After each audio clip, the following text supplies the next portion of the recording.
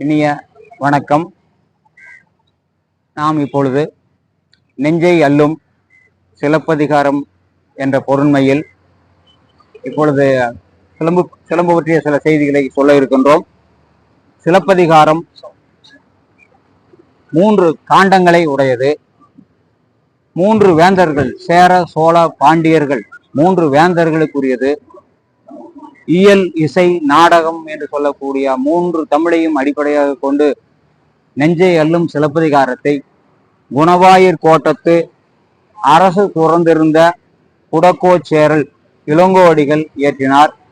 அந்த காப்பியத்தை கண்டமிழ் வேந்தன் சாத்தனார் அதனுடைய செய்திகளை எல்லாம் சொல்லிக்கொண்டே வந்தார். அந்த செய்திகளெல்லாம் மதுரை கூலவாணிகன் சீத்தலை சாத்தனார் சொல்ல இளங்கோவடிகள் அந்த காவியத்தை இயற்றினார். அந்த காப்பியம் முத்தமிழ் காப்பியம், பொதுமக்கள் காப்பியம், உரையிடையிட்ட பாட்டுடை செய்யுள் என்று சொல்லக்கூடிய பெருமையுடையது. அதில் இருக்கக்கூடிய பாத்திர படைப்புகள் மிகவும் அவசியமானவை. பொதுமக்களுக்கு அது போய் சேர வேண்டிய நிலையில் இருக்கிறது.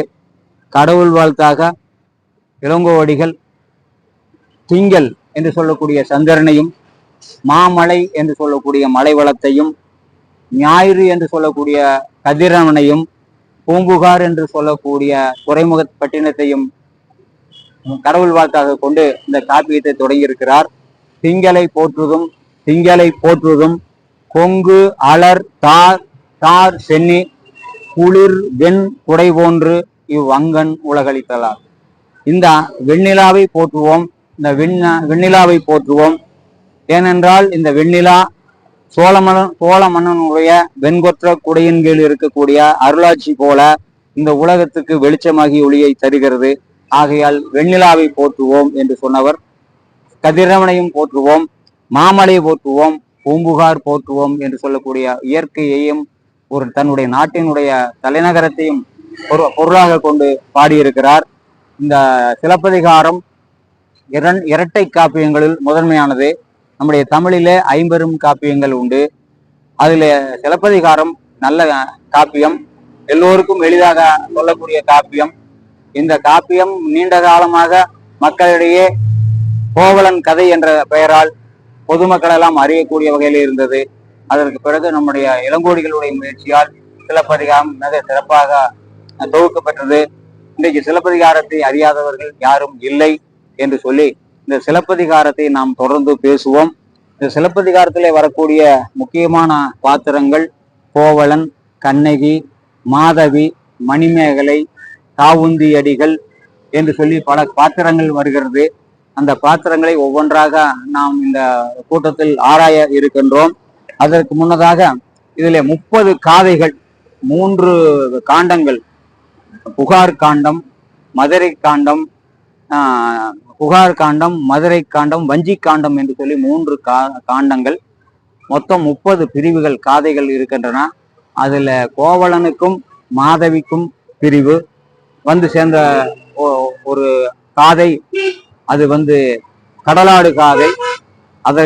அந்த காதையில தான் அவர்களுக்கு காணல் வரி என்று சொல்லக்கூடிய இசைப்பாட்டை பாடும்போது அவர்களுக்குள்ளே பிரிவு ஏற்பட்டது. அது சொல்றார்: திங்கள் மாலை வெண்குடையான் சென்னி செங்கோல் அது ஓச்சி கங்கை தன்னை புணர்ந்தாலும் புலவாய் வாழி காவேரி.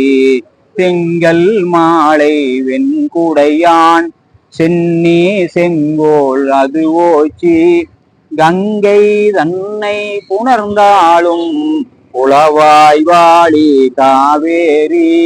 கங்கை தன்னை புணர்ந்தாலும் புலவாதொழிதல் கயற்கண்ணாய் மங்கை மாத பெருங்கற்பென்று அடித்தேன் வாழி காவேரி.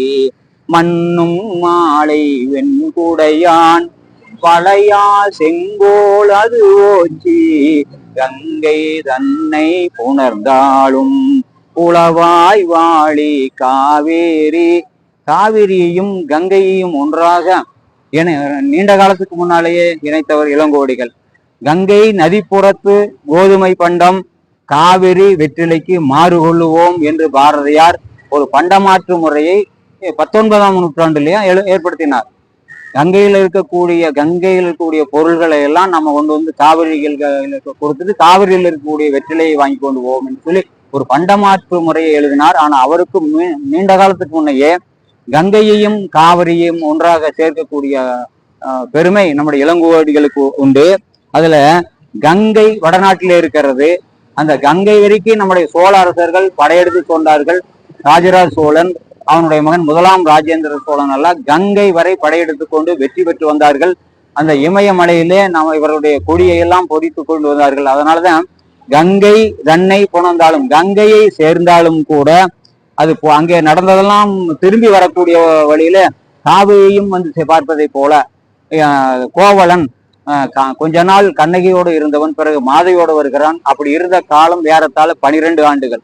கோவலன் கண்ணகி திருமணம் மிக சிறப்பாக மாமுது பார்ப்பான் மறைவழி காட்டிட தீ வளம் வந்து திருமணம் முறைப்படி செய்ததுக்கு பின்னால் கண்ணகியோட நீண்ட காலம் வாழ்ந்தவன். பூம்புகார் என்று சொல்லக்கூடிய காவிரி பூம்பட்டினத்திலே இந்திர விழா நாளில் நாள் என்று சொல்லக்கூடிய 28 நாட்கள் அங்கே நடக்கும். அந்த 28 நாட்கள் நடக்கக்கூடிய இந்திர விழாவிலே மாதவி தணிகராக இருந்து எல்லா அந்த 28 நாட்களும் அவள் நடனம் ஆடுகிறாள். அந்த நடனத்தை கண்டு கழித்த கோவலன் இந்திர விழா முடிந்து வெகு வேகமாக வந்து கொண்டிருக்கின்றான். வழியிலே அவங்களுடைய பாட்டி சித்ரா பாட்டியோடு சேர்ந்து மணிமேகலை அங்கே அரசனும் கொடுத்த தலைக்கோள் அருவி என்று சொல்லக்கூடிய ஒரு பட்டம், அந்த பட்டத்தோடு ஒரு நாள் அவளுடைய கூட வாழ்வதற்கு 1008 களஞ்சி என்று சொல்லக்கூடிய சோழ அரசன் தலைக்கோள் அருவியும் அவளோடு ஒரு நாள் தங்கி இருப்பதற்காக 1008 களஞ்சி பொன்னையும் கொடுக்கக்கூடிய ஒரு வாய்ப்பை பெற்று அவர் வீதியில் நிற்கிறார். அப்ப கோவலன் வேகமாக தன்னுடைய மனைவி கண்ணையை பிரிந்து இவ்வளவு நாள் புகாரிலே தங்கிவிட்டோம் என்று சொல்லி வீட்டுக்கு விரைகிறான்.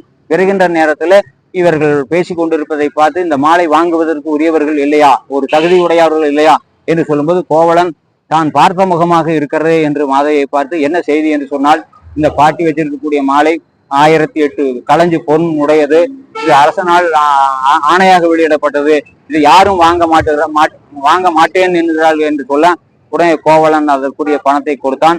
உடனே மாதவி தன்னுடைய கையில் இருந்த மாலையை அவனுடைய கழுத்திலே அணிவித்து வாருங்கள் வீட்டுக்கு என்று சொல்லி சொன்னால், அப்புறம் மூவரும் அங்கே சென்றார்கள். விடுதல் அறியா விருப்பனாக இருந்த கோவலன் அந்த ஒரு நீண்ட நாட்களாக மாதவியோடுவே தங்கிவிட்டான். கண்ணகி தனியாக இருக்கிறாள். இப்படியே கிட்டத்தட்ட ஒரு நாள் ரெண்டு நாள்ல 12 ஆண்டுகள் தன்னுடைய மனைவியை மறந்து அங்கே இருக்கிறான். இப்படி 12 ஆண்டுகள் ஒரு குடும்ப தலைவன் குடும்பத்தை விட்டு போட்டு போய் அப்படி இன்னொரு பக்கம் இருந்தான்னா அந்த குடும்பம் என்ன ஆகிறது, அதெல்லாம் அந்த கஷ்டங்களையும் கூட பார்க்காமல் கண்ணவியானவள் அமைதியாக வாழ்க்கை நடத்தி கொண்டிருந்தால், இந்த சமயத்துல கோவலனுடைய தந்தையாரும் தாயாரும் கண்ணகியினுடைய தாயாரும் தந்தையாரும் வரும்போதெல்லாம் கோவலனை பற்றி அவர்கள் விசாரிப்பார்கள் என்று சொல்லி தானாக லேசான ஒரு முறுவலாக சிரிப்பை உதிர்த்து கொண்டு அமைதியாக இருந்தால், கோவலன் 12 ஆண்டுகளுக்குள்ளே தான் வைத்திருந்த பொருள் முழுவதையும் செலவிட்டு விட்டு அவர்களுக்குள் இந்த காணல் பாட்டை திங்கள் மாலை வெண்குடையான் சென்னி செங்கோல் அது ஓச்சி என்று சொல்லக்கூடிய பாட்டினை பாடும்போது கோவலன் ஏற்கனவே திருமணமானவன், நம்மோடும் நீண்ட காலம் இருந்திருக்கின்றான். ஆனால் இப்பொழுது இன்னும் ஒரு பெண்ணை மனதில் வைத்துக் கொண்டு பாடுவதை போல இருக்கிறானே என்று மாதவிக்கு கோபம் வந்தது.